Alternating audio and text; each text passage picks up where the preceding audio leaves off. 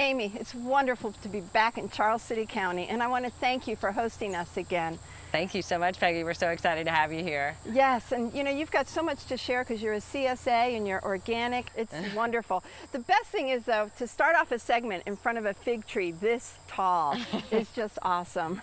Lots of rain this season. Lots of rain. But anyway, you have so much to share, and I want to get started. Excellent. Okay. Let's go look at some stuff we've got coming in right now. Sounds great. Those are our very last tomatoes. Amy, what a bounty of fruits and vegetables and flowers. I mean, this to me is the perfect example of the late summer garden. I know that everything here is organic. What are some of the favorites you want to point out on this table? Thank you, Peggy. Yeah, we've got some great things coming in on the farm right now. We've got this awesome okra. So this is an heirloom variety called Star of David. It's so much fatter. It is fatter than the traditional okra that people are used to seeing. Yeah. But it is delicious. I mean, amazing flavor, and then it does double duty here on the farm, where late in the season we let it mature on the really tall plants, and we let it dry, and we sell it as a dried flower, basically, in the fall, so to add visual interest to arrangements over the holiday season. Well, personally, that's how I like okra. Right. You're not alone. We also have some corn that we grow here. Another heirloom that we use on the farm is this blue corn. That is beautiful. That we grow for cornmeal. So this is an heirloom called Jerry Peterson's Blue. Right. You can see the beautiful kernels here. Yes. We shell them here and grind them on a stone grinder to make our heirloom cornmeal. That's lovely. So this is an awesome product that we're really proud of on the farm, and something that's a little bit different. Exactly. I love it. You can make your own blue corn tortilla chips. You can, or delicious, fancy looking cornbread. Fun. That's really different. Yeah.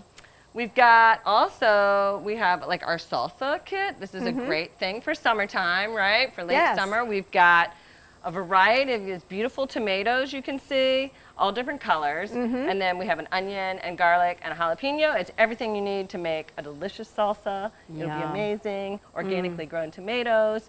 And so easy to do. Even comes with a recipe. We sell that at our farmer's market. I like that because I love salsa. It goes with the blue corn. It Can does. you see my theme here? It absolutely does.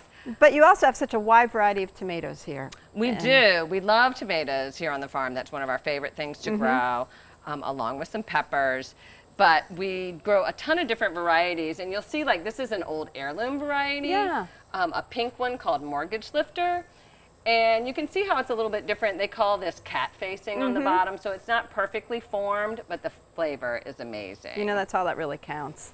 We think so. Yes. But you can see how it compares to like our traditional hybrid red tomato, which is a perfect round, pretty little red ball. Sphere. Yes. Right, exactly. But we do have a another pink heirloom called Eva's Purple Ball that is a perfect round ball, and this is just as productive, honestly, as a red hybrid. Oh, really? And doesn't crack and is an amazing performer. So that's one I would recommend for people if they're interested in growing heirlooms. Amy, our modern tomatoes, though, have been hybridized to be resistant to fusarium and verticillium wilt and nematodes. But the heirlooms, you know, they have not been. So tell me about that. Right, that's true. The great thing, though, with heirlooms is many are regionally adapted to perform well in a specific area.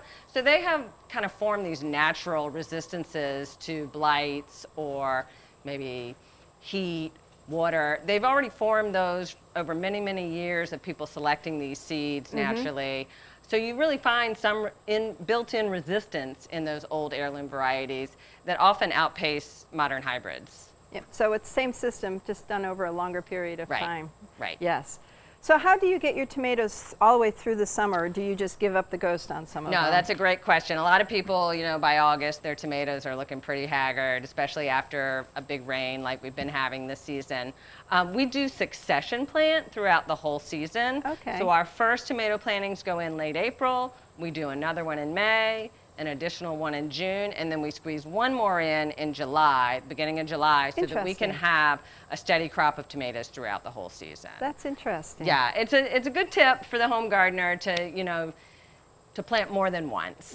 And that way it will prolong your harvest throughout the season. And the quality of the tomatoes or anything that you're succession planting will stay up instead of having to produce all season. That's a great tip for people to know that they can just spread it on out. Yep. Yeah. Yep, we can plant tomatoes and warm season crops as late as July here. Because we have definitely all the way through to October. Yep. Our Zone 6 gardeners would skip that Yeah, July. they might have to back down to just the June planting. Exactly, exactly.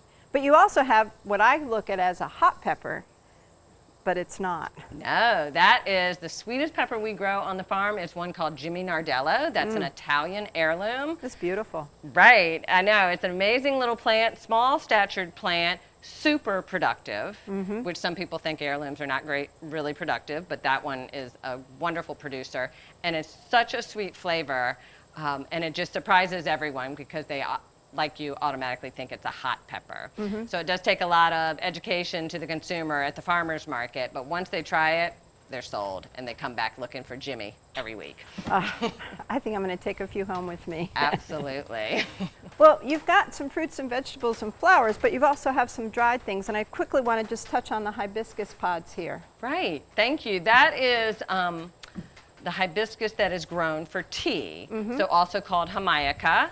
That was a new crop for us last year, and it was performed amazing. So it's related to okra in the mallow family. Right. And so it has an okra-like bloom, which is followed by this fleshy red calyx. And that is what's picked to make tea. So we have here just the dried seeds from seed pods from last year, and a little of the seeds. We did save those. That's a great thing about an open pollinated, non-hybridized plant like that is that you can save your own seeds. Yes. So that's been a really fun new thing for us to grow. And people can make their own tea from it. That's right. Oh, that's exciting. Well, Amy, not only are you offering vegetables and fruits and flowers, but you're also providing people with suggestions on how to use these in their daily lives and to be able to enjoy this lovely bounty. So That's right. I thank you. Thank you so much, Peggy.